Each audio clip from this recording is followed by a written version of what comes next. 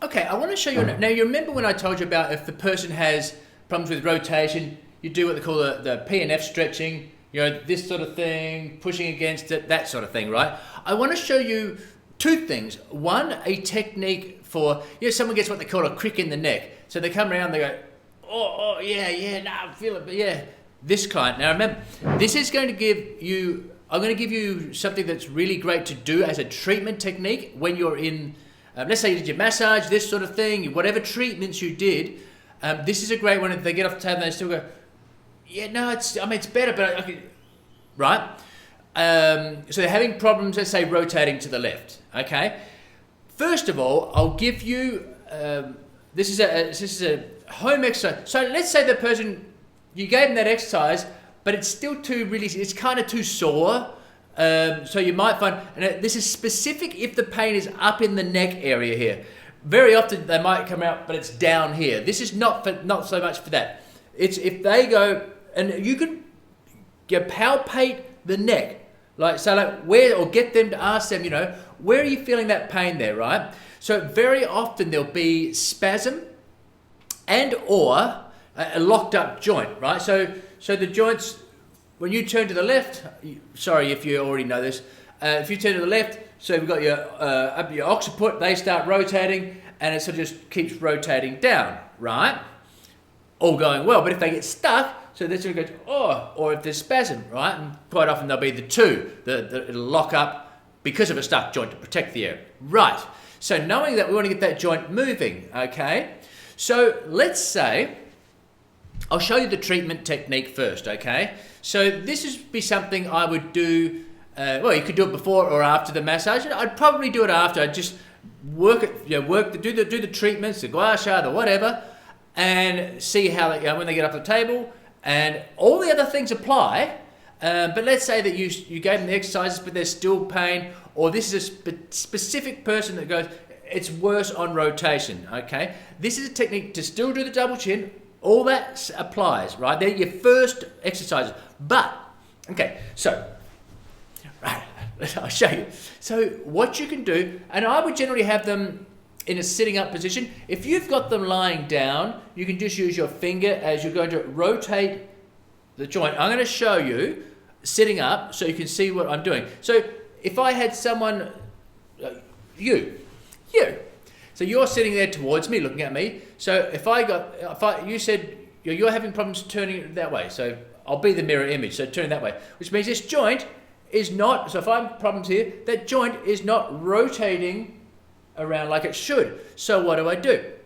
First of all, you find you can do this on yourself right now. So find that area where it's painful. Okay. So what you're going to be doing, you're going to be on the side, so you're going to make it come around that joint. So you're mobilizing the joint. So, okay, I've got problems here and the pain is here. So I'll show you what I'll do. So if you were to do that, I would be having my finger, for example, on that area that you said was painful, getting you to rotate and guide you sort of like this as we're working around, in mobilizing, making sure it's not painful for them, not too painful, just, you know, as you're pressing on to get that to rotate. I'll show you. So here we are. So I'll say this is the level, say C4, and it's painful here, and I can't do it.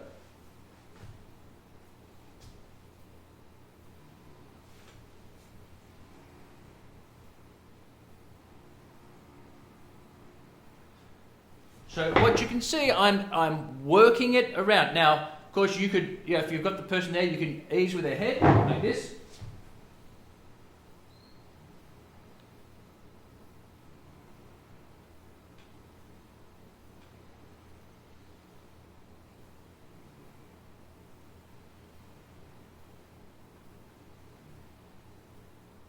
Okay, this is not so we're mobilizing the joint. I want to just show you just tell you what I just did then. Okay, so you know what I did, and I'm doing that, and I'm helping with the head. So you would do the same if you're sitting up. If you had the head in the hand at a supine position, same thing. You'd have your finger on that joint, and you get them to rotate, and you could help cradle the head as you come around. You understand that, don't you? It's not difficult stuff.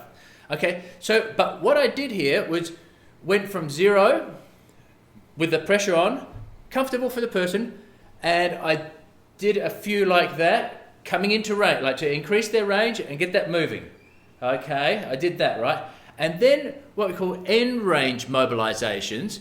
So what you can do then, so let's say you warmed it up, you get that, you could test them if you want. Okay, see how that goes? Oh, actually that's way better. Okay, yeah, right when I get on the end, there's still a bit there. Whether there's or not, but so then you're going to do end range mobilizations. Okay, so what we're doing, same thing. So you did this here, and you would have seen me do this. Come round, and then get to that end range, and same thing, pressure on, but there's short amplifications, right? Okay, I just spin around so you can see it again. So what I'm doing, I did start off with the whole range, getting to the end. And of course, you'd say to your client, look, let me know if there's any pain, let me, just nice and comfortable, bringing it round. So you can see this would be this if you had them in a supine position. Okay, obviously you can't do it with the face down. So I'm just going to show you those again. So you look at, I'm doing full range, and then I'll do just ones at the very end range. So full range first, end range at the end.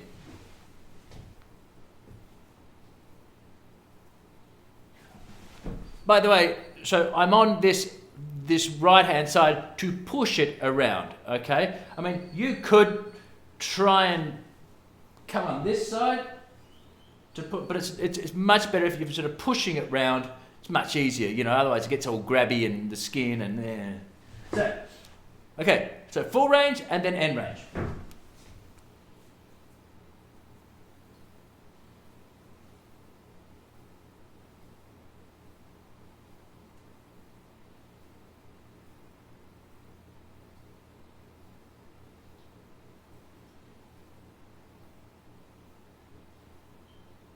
That is an awesome technique that you can get, that you can do in the clinic for those clients that have that rotational problems, and if you find that that's up in the neck, again, there might be quite often it's down there. Well, that's not going to be so easy to do. I mean, if you've got palpation skills where you can tell lack of movement in specific joints, well, all the better. Then you know what to do. Right. So if that was the case, and the person still might want to stick up again. Okay, you can get them to do that same thing in the clinic. Right? Teach them in the clinic for them to do at home.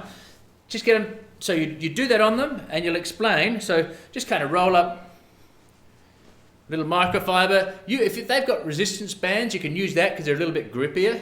But all you're doing is, I guess they could do it. If they, again, you got to check on your clients. Some clients would be able to.